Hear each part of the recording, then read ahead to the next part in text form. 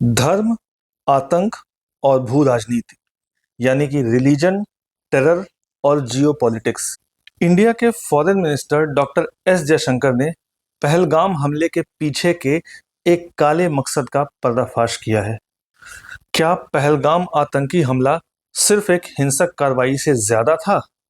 वैश्विक मंच पर डॉक्टर एस जयशंकर ने कोई कसर नहीं छोड़ी। आज के वीडियो में हम बात करेंगे डॉक्टर एस जयशंकर ने एससीओ के दौरान पहलगाम हमले के बारे में क्या कहा है। चाइना के तियानजिन में शंघाई कोऑपरेशन ऑर्गेनाइजेशन के एक्सटर्नल अफेयर्स मिनिस्टर्स की मीटिंग हुई।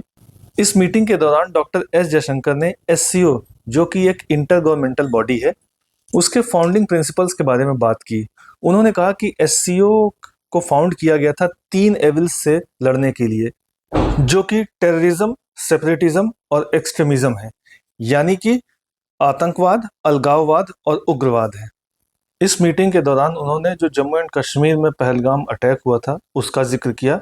उन्होंने कहा कि पहलगाम अटैक जो हुआ था वो बेसिकली जम्मू एंड कश्मीर में जो टूरिज्म इकॉनमी है उसको कमज़ोर करने के लिए हुआ था, और उसके अलावा इंडिया के अंदर धार्मिक विभाजन को बोने के लिए हुआ था। दरअसल 22 अप्रैल को जम्मू कश्मीर में पहलगाम के निकट जो बैसरन घाटी है वहां पर आतंकवादियों ने अटैक किया था। वहां पर आतंकियों ने टूरिस्ट को टारगेट किया था और उनसे उनका नाम और धर्म पूछकर उन्हें गोली मारी थी उनके फैमिली के सामने, जिसमें 26 टूरिस्ट की डेथ हुई थी। उसमें 25 इंडियन थे और एक नेपाली सिटीजन था। जिसके बाद इंडिया की तरफ से बहुत ढेर सारे पॉलिटिकल, डिप्लोमेटिक और इकोनॉमिक डिसीजंस लिए गए थे। लेकिन उसके बाद 6-7 मई की रात, यानी कि टेक्निकली 7 मई को इंडिया की तरफ से एक मिलिट्री स्ट्राइक की गई और इसे कोड नेम दिया गया ऑपरेशन सिंदूर।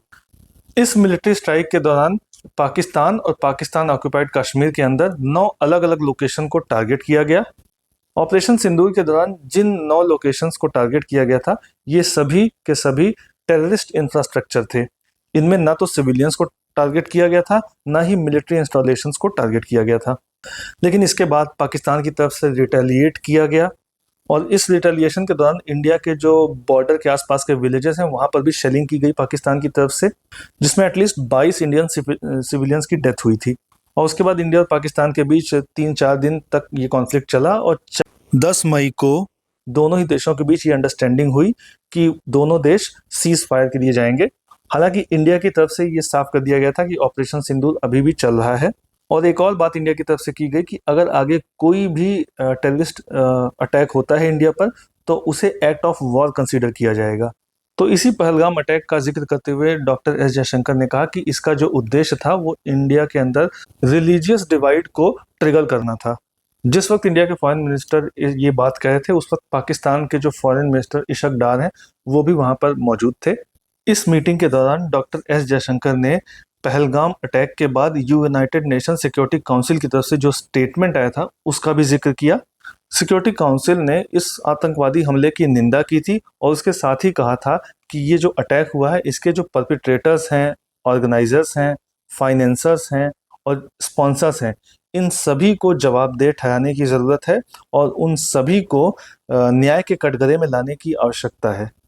जैसा कि आप सभी को पता है कि ये जो अटैक हुआ था या कोई भी टेररिस्ट अटैक होता है उसका ऑर्गेनाइजर, फाइनेंसर, स्पॉन्सर कौन है, इसके बारे में जानकारी पब्लिक डोमेन पर है। जो अटैक हुआ था पहलगाम अटैक, उसकी जिम्मेदारी टीआरएफ ने ली थी, और ये जो टीआरएफ है ये एक ऑफशूट है लश्कर तैयबा का। लश्कर तैयबा का चीफ है हाफिज सईद। हाफिज सईद को वहाँ पर पाकिस्तान में प्रोटेक्शन है, वो वहाँ पर इलेक्शन भी एक बार लड़ चुका है। और जब पाकिस्तान के अंदर टेररिस्ट मारे गए तो आपने देखा होगा कि वहाँ पर उनके जो आर्मी के बड़े अधिकारी थे वो भी जनाजे में मौजूद थे। तो इन जो टेररिस्ट ऑर्गेनाइजेशन हैं इनको फाइनेंस और सपोर्ट पाकिस्तान की आर्मी और पाकिस्तान की आईएसआई वो करते हैं, इसमें कोई बड़ी बात नहीं है। ऐसे में ये जो यूएन रेजोल्यूशन है वो खुद कहता है कि सिर्फ परपेट्रेटर्स को ही नहीं बल्कि उनके ऑर्गेनाइजर, फाइनेंसर, स्पॉन्सर, उन सभी को अकाउंटेबल ठहराना होगा। तो कहीं ना कहीं जो यूनाइटेड नेशन का सिक्योरिटी काउंसिल का ये जो रेजोल्यूशन था, जो स्टेटमेंट था, वो बेसिकली इंडिया ने जो पाकिस्तान के अगेंस्ट एक्शन लिए उसको कहीं ना कहीं सपोर्ट करता है। डॉक्टर जयशंकर ने आगे कहा कि हमने तब से ठीक यही किया है और आगे भी करते रहेंगे। उन्होंने आगे कहा कि जो शंघाई कोऑपरेशन ऑर्गेनाइजेशन है उसके लिए ये बहुत ज़रूरी है कि उनके जो फाउंडिंग ऑब्जेक्टिव्स थे उसके प्रति ये समर्पित रहे और इस चुनौती पर एक अडिग रुख अपनाए। एससीओ की बात करें तो ये 2001 में स्टेब्लिश हुआ था। इसके सदस्य देशों की अगर बात करें तो इसमें इंडिया के अलावा China, Belarus, Iran, Kazakhstan, Kyrgyzstan, Pakistan, Russia, Tajikistan और उज्बेकिस्तान है। अभी पिछले महीने ही चाइना में शंघाई कोऑपरेशन ऑर्गेनाइजेशन के डिफेंस मिनिस्टर्स की मीटिंग थी। उसमें बड़ी एक इंटरेस्टिंग चीज़ हुई थी। उस मीटिंग के बाद जो जॉइंट स्टेटमेंट आना था उसमें इंडिया ने साइन करने से मना कर दिया था। उसके बाद इंडिया की मिनिस्ट्री ऑफ एक्सटर्नल अफेयर्स की तरफ से ये कहा गया था कि वो जो डॉक्यूमेंट है वो न्यू दिल्ली की जो पोजीशन टेररिज्म के अगेंस्ट है उसको रिफ्लेक्ट नहीं करता है, इसलिए इंडिया उस पर साइन नहीं किया। फॉरेन मिनिस्ट्री के स्पोक्स पर्सन रणधीर जायसवाल ने कहा था कि इंडिया चाहता था कि उस डॉक्यूमेंट में टेररिज्म का जिक्र हो जो कि एक पर्टिकुलर देश को एक्सेप्ट नहीं था। उनका इशारा पाकिस्तान की तरफ ही था। जॉइंट स्टेटमेंट में पहलगाम टेरर अटैक का भी कोई जिक्र नहीं था।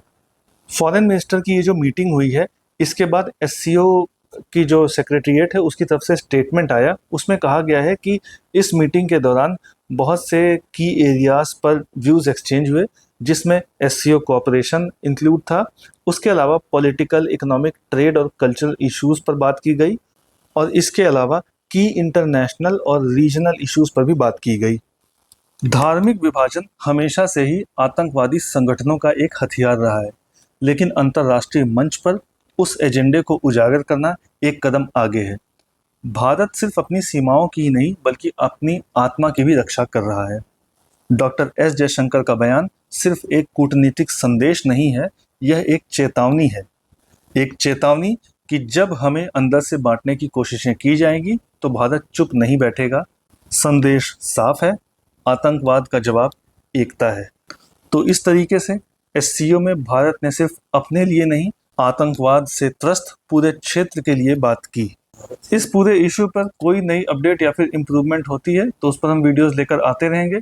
वीडियो अच्छा लगा हो तो लाइक करें। इसी तरह के और भी अपडेट्स जानने के लिए सब्सक्राइब करें एजलेसनेस।